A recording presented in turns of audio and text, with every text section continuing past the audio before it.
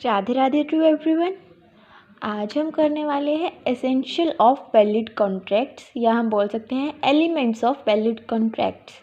इससे पहले हमने अपने टॉपिक्स कवर किए। कॉन्ट्रैक्ट क्या होता है, एग्रीमेंट क्या होता है, उन दोनों के बीच में डिफरेंस क्या होता है, और ऑल कॉन्ट्रैक्ट्स जो हैं वो एग्रीमेंट होते हैं और सारे एग्रीमेंट्स कॉन्ट्रैक्ट नहीं होते हैं। ये सब हमने प्रीवियस वीडियो में स्टडी किया। आज हम करने वाले हैं एसेंशियल्स और एलिमेंट्स ऑफ वैलिड कॉन्ट्रैक्ट्स। क्या क्या एसेंशियल्स हैं वैलिड कॉन्ट्रैक्ट के लिए। फर्स्ट वन इज हमारा क्या होना चाहिए, एग्रीमेंट, जिसके अंदर क्या होता है, proposal and acceptance. Second one कौन सा एलिमेंट है हमारा, contractual capacity of the party. Contractual capacity of parties. Third one क्या है हमारा, थर्ड वन है हमारा free consent of parties. Fourth one है law consideration and legal obligation. Fifth one है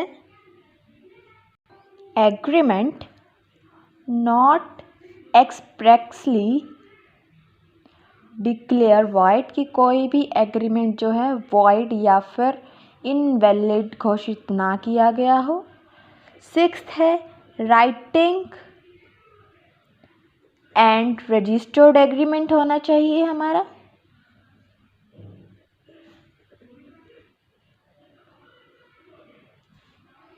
सेवंथ है कैपेबल ऑफ परफॉर्मेंस।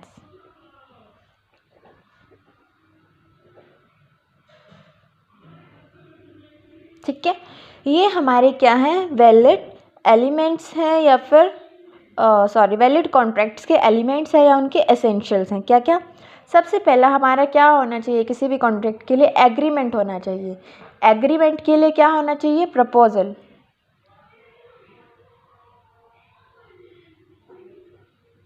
प्रपोजल होना चाहिए और उसकी एक्सेप्टेंस होनी चाहिए। ठीक है, सबसे पहले हम किसी भी बंदे को के सामने प्रपोजल रखेंगे, ऑफर रखेंगे, फिर हमें उसकी एक्सेप्टेंस मिलेगी। एक्सेप्टेंस मिलने के बाद दोनों के बीच में क्या होगा, जब ये दोनों हो जाएंगे तब क्या बनेगा, वो हमारा प्रॉमिस बनेगा। प्रॉमिस के साथ साथ हमारी क्या आएगी, कंसिडरेशन आएगी। जब हमारा प्रॉमिस और कंसिडरेशन भी इसके साथ में मिक्स हो जाएंगे तो वो क्या बन जाएगा, हमारा एग्रीमेंट हो जाएगा। तो सबसे फर्स्ट हमारा जो एलिमेंट है वो तो एग्रीमेंट है। सेकंड, कॉन्ट्रैक्चुअल कैपेसिटी होनी चाहिए हमारी पार्टीज़ के अंदर, कि जो भी हमारी पार्टीज़ हैं जो कॉन्ट्रैक्ट कर रही हैं, क्या वो लायबल हैं कॉन्ट्रैक्ट करने के लिए, क्या उनके अंदर कैपेसिटी है कि वो कॉन्ट्रैक्ट कर सकती हैं।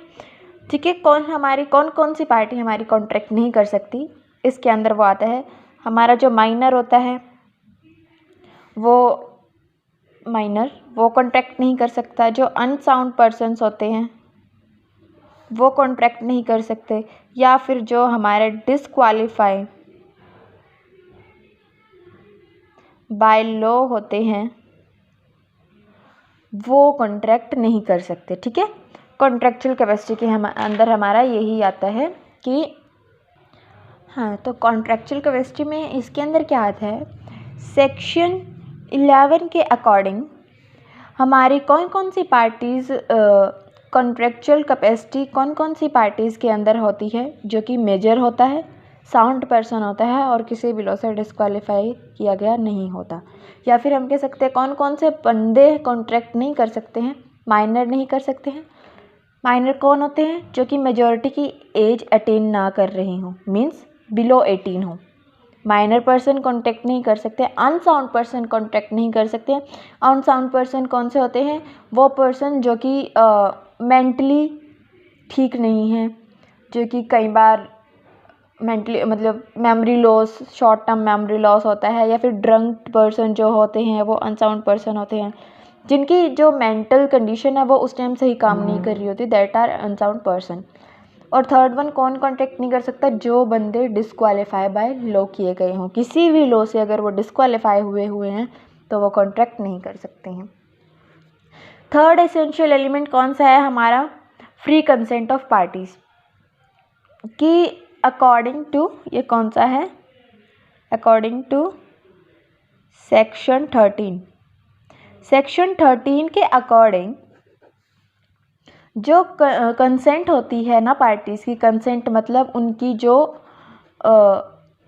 राय होती है, मीन्स उनकी जो एक्सेप्टेंस होती है, वो क्या होनी चाहिए, फ्री होनी चाहिए। फ्री कैसे होनी चाहिए कि किसी के भी फोर्स में आके, किसी के भी प्रेशर में आके वो हाँ ना कर रहे हों बंदे को कॉन्ट्रैक्ट के लिए। ये क्या कहता है हमारा सेक्शन 13 कहता है कि जो कंसेंट होनी चाहिए पार्टीज़ की वो फ्री होनी चाहिए, without any pressure, without any force और प्रेशर किसी भी तरीके का हो सकता है, मेंटली भी हो सकता है और फिजिकली भी हो सकता है। ठीक है, इसके अंदर एक वो भी आता है हमारा सेक्शन नंबर 14 भी आता है, जिसके अंदर क्या होता है कि अगर सेक्शन 14 क्या कहता है कि अगर जो हमारे पार्टीज़ हैं उनको फोर्स किया गया हो, अनड्यू इन्फ्लुएंस किए गए हो, कोई फ्रॉड की गई हो, या कॉन्ट्रैक्ट में कोई मिस्टेक की गई हो, या मिस रिप्रेजेंटेशन की गई हो, तो वो क्या होता है, वो वहाँ पर क्या होती है, कंसेंट जो है फ्री नहीं हो सकती पार्टीज़ की, तो वो कॉन्ट्रैक्ट भी क्या हो जाएगा, वॉइड हो जाएगा, वैलिड नहीं माना जाएगा। ठीक है, इन सब के ना आगे एक एक चैप्टर्स हैं, उनमें हम इनकी डीपली स्टडी करेंगे।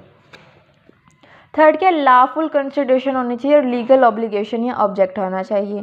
ठीक है, इसके अंदर क्या है कि वैलिड कॉन्ट्रैक्ट कब होगा, जब हमारी कंसिडरेशन जो है लॉफुल होगी। इलीगल काम नहीं कर रहे हैं हम, जब हम लीगल काम कर रहे हैं तभी हमारा वो कॉन्ट्रैक्ट कहलाएगा। ठीक है, मतलब कि कोई भी इलीगल कॉन्ट्रैक्ट नहीं होना चाहिए, इमोरल नहीं होना चाहिए, या फिर कोई भी ऐसा कॉन्ट्रैक्ट नहीं होना चाहिए जो कि पब्लिक पॉलिसी के या गवर्नमेंट पॉलिसी के अगेंस्ट जा रहा हो। ठीक है, तो लॉफुल कंसिडरेशन होना चाहिए और लॉफुल ही ऑब्लिगेशन होना चाहिए। नेक्स्ट वन क्या एलिमेंट है कि agreement not expressly declared void, कि हमारा जो कॉन्ट्रैक्ट बनने के लिए जो एग्रीमेंट है वो वॉइड ना घोषित किया गया हो। किसी भी वैलिड कॉन्ट्रैक्ट के लिए ये ज़रूरी है कि एग्रीमेंट जो है वॉइड या फिर इनवैलिड डिक्लेयर नहीं किया गया हो अंडर इंडियन कॉन्ट्रैक्ट एक्ट 1872। ठीक है, किसके द्वारा, Indian contract act, Indian contract act 1872 के द्वारा वो क्या, वॉइड ना दिखाया गया हो, वॉइड डिक्लेयर ना किया गया हो, तभी वो एग्रीमेंट हमारा क्या बन सकता है, कॉन्ट्रैक्ट बन सकता है। नेक्स्ट वन हमारा क्या है कि राइटिंग एंड रजिस्टरिंग एग्रीमेंट, कि जो हमारा एग्रीमेंट है ना, देखो कॉन्ट्रैक्ट जो है वो ना वर्बल भी हो सकता है, नॉन वर्बल भी हो सकता है, वो वर्बल भी हो सकता है और रिटर्न में भी हो सकता है, कि या तो हम मुंह से बोल के कर देते हैं कॉन्ट्रैक्ट, वो भी हमारा कॉन्ट्रैक्ट हो सकता है, या फिर रिटर्न में। बट वैसे तो कोई डिफरेंस नहीं है, बट ना जो इंटरेस्टेड पार्टीज़ होती हैं ना, कुछ पार्टीज़ ऐसी होती हैं वो रिटर्न में ही कॉन्ट्रैक्ट लेती हैं एज अ प्रूफ, या फिर कुछ कॉन्ट्रैक्ट ऐसे होते हैं जिनको लीगली इन्फोर्सेबल की ज़रूरत होती है।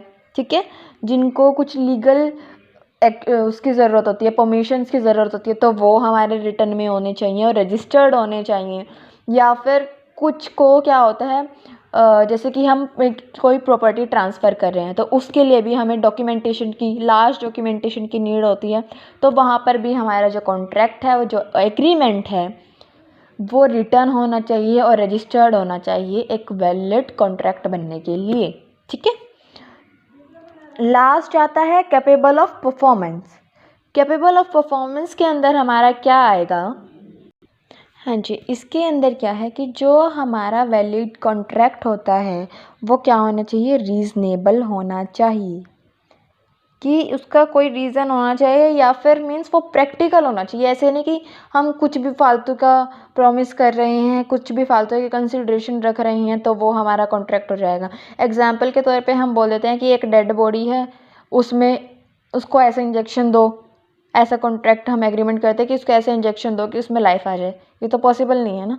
तो हम इम्पॉसिबल प्रॉमिस नहीं करना है, हमें वहाँ पे इम्पॉसिबल प्रपोजल या फिर एक्सेप्टेंस नहीं देनी है। वो परफॉर्मेंस के कैपेबल होना चाहिए, वो करने के लायक होना चाहिए, कैपेबल होना चाहिए, ठीक है। डेफिनेट होना चाहिए हमारा, सर्टेन होना चाहिए एग्रीमेंट, तभी वो हमारा क्या होगा, वैलिड कॉन्ट्रैक्ट बन सकता है। तो ये सब हमारे क्या थे, एसेंशियल्स होते वैलिड कॉन्ट्रैक्ट के, एग्ज़ाम में आ सकते हैं आपके।